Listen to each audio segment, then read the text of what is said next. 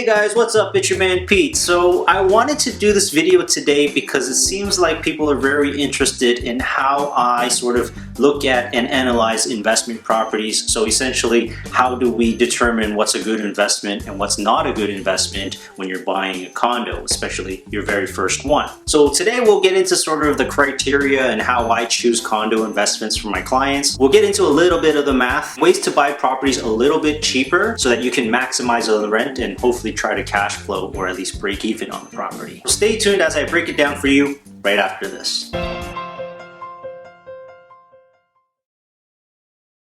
Okay, we're back guys, and like I always do in my videos, before I get into the nuts and bolts of the content, I do want to do a bit of housekeeping just so we have a bit of background information, especially when it comes to the numbers and financing, right? So it sucks, I know, I'm not a big math guy myself either, but it's just such an important part of the process that I need to stress this every time with my clients and even with my viewers on this show. When you're buying a property that you're not living in, you cannot get mortgage insurance on that property. So the minimum down payment that you have to put down is 20%, but again, for simple math purposes, if you're buying a 500K property, then you're going to need about $100,000 in cash.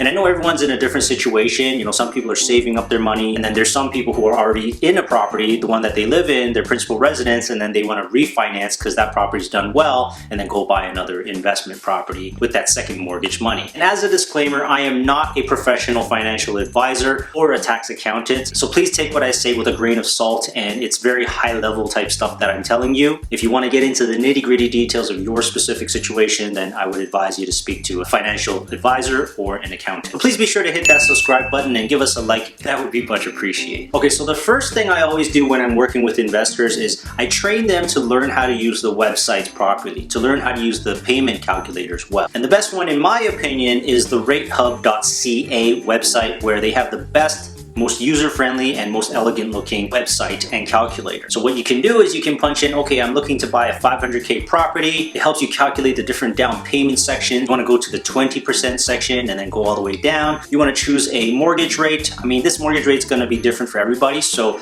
you're going to probably want to talk to a mortgage agent or someone at the bank, because it depends on things like your credit, depends on your employment status, things like that. And then what it'll do is spit out this monthly payment that you will have to pay for this property, which includes both interest and principal payments. And then in order to fully calculate and understand what all the expenses are for a property, then we start looking at the listings that I send to you. So the important number up there is the property tax number. We'll break that down into monthly chunks, so divide that by 12 so you know how much you need to pay on a monthly basis. And then we'll go down here and we'll look at the maintenance fee number. That is also a monthly figure that you must pay. And then you'll have other things like home insurance, which you can pay monthly or you can pay in a lump sum per year. And if you want to, you can start building up a contingency fund as well, something like an extra maybe 50 or 100 bucks per month, just building it up in case you need repairs like appliances or if you want to do renovations later. And then of course what you have to do is you have to work with a seasoned, trusted, and experienced realtor who can help you with the research. I mean, you can do some research yourself. You can do Kijiji, Craigslist, or even Facebook Marketplace to try to understand what the rental rates are for a given building that you're interested in buying in. But what I should stress is that these are listed prices. These are not actual deal done prices. That's why, again, having a seasoned and experienced realtor to help you out with that kind of research is important. And sometimes it's just nice to have someone to talk to and bounce ideas off of. So the obvious strategy is you want to buy for the lowest possible price but have the highest rental yield. That's why all the numbers that you calculated above is important, because it gives you what the break-even number is. But the truth is, here in the city and even in the GTA, it's pretty hard to get cash flow these days. It's actually even pretty hard to break even when you're only putting the minimum 20% down. It is possible, and you can find those opportunities. And in the last 2 or 3 years, the rental rates have gone up quite a bit. And so that has helped landlords in terms of making the numbers work. But for the most part, let's just say if you're breaking even in Toronto, the rent is covering all your expenses, and you're in really, really good shape, and that's an excellent investment. So the thing about rental rates is that the rates themselves don't really change all that much from, say, the downtown core to outside of the city. It just really depends on what you're getting for that price, because rent is based off of income and wages and what people are able to afford, so how much money they're making in a given area and location. While the rents used to be cheaper outside of the city, now that gap has sort of started closing. So if we're talking bang for your buck, inside Toronto, inside the core, is not really the best place in terms of getting high rent and low prices. You want to go outside the city to try to get higher rent and lower sales prices. But what I should point out is that the types of investors and speculators who are buying inside of the city, they're buying because they know the demand is really strong. Like the idea that somebody is going to pay more for this property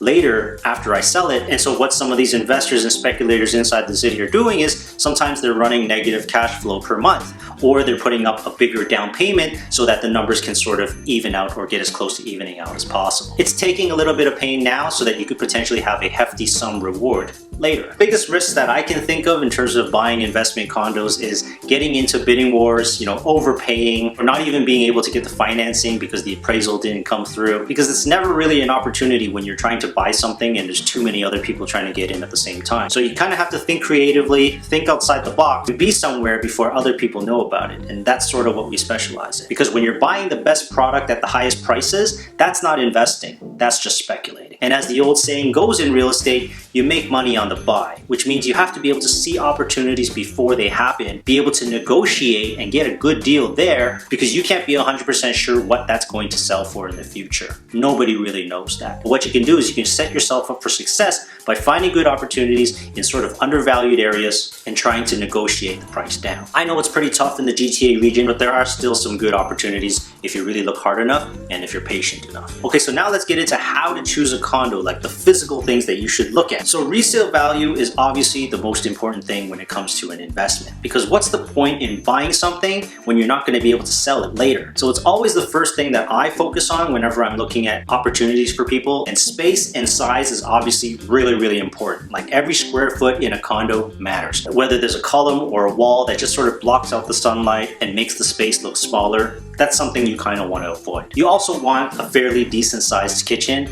I know a lot of people are ordering food or doing takeout a lot these days and not really doing a ton of cooking. But still, the presentation of having a nice kitchen cannot be replaced, especially for a condo when the space is small. When people look at a nicer sized kitchen, they can sacrifice and they'll say, yeah, you know what? But I love this kitchen. And then again, because the space is small, the major thing you want to think about is functionality, right? Like how many people can this property unit house? I always ask questions to my clients like, how many people do you think could actually live here comfortably? For a 1+ den or a 1-bedroom, possibly 2 people, depending on the size. If it's a studio bachelor, I can't see more than 1 person living in it right now. In more expensive cities around the world, you might see a couple living in a studio apartment just to save money. We're not quite there yet, but you never know. And again, back to the resale value thing, like you also want to know how long it takes for a property to sell, the average days on the market. That gives you a sense of how much demand or how quickly these properties sell for. Now, things could change from now until maybe 5 years later, but it's good to know that people are paying attention to this property and this building right now. Okay, and the next thing we're going to talk about is floor height.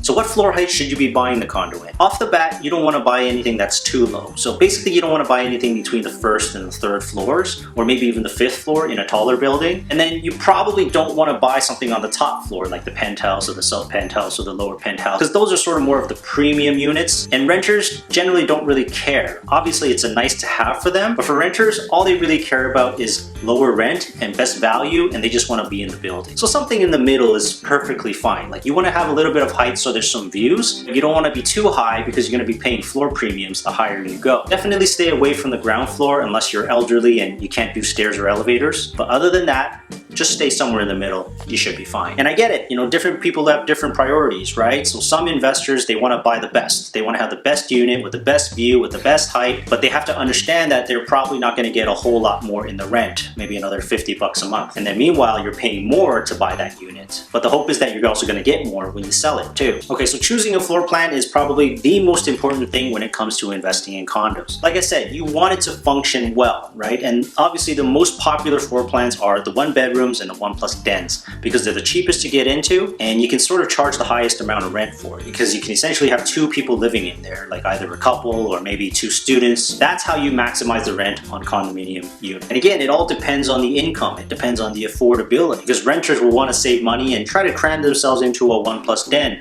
versus living in an actual full 2-bedroom unit. By the way, these little nooks and study media areas, those don't count as dens, okay guys? And for you agents out there who are claiming that it's an actual den, shame on you. Okay, so next let's talk about maintenance fees. Now I'm not going to go too deep into this one because my last video was about that and it gave a pretty good indication of the different ranges and how much you should be paying for maintenance fees. But basically you sort of want to be in the range of 50 cents to 70 cents a square foot because you want the property to be well managed and taken care of, but you don't want to be paying through the nose on a monthly basis because your numbers got to work as an investor. Now generally a lot of investors do want to buy newer condos, like ones between 1 and 2 years, because that's when you have the lowest maintenance fees, like maybe ever. And then after about the second or the third year, they do a study and they figure out how much money needs to be in the reserve fund, which is sort of like a piggy bank in the event that things start breaking down at the property. That's where most of the maintenance fees actually goes to. And so you'll probably see a healthy jump in maintenance fees between years 2 and 3. That's usually the most common times you'll see it go up. Okay, and the final thing you should look for when buying a condo investment is to always look for things to improve. Now, you won't really find this very often in newer condos, but in the older ones, if you just change the paint,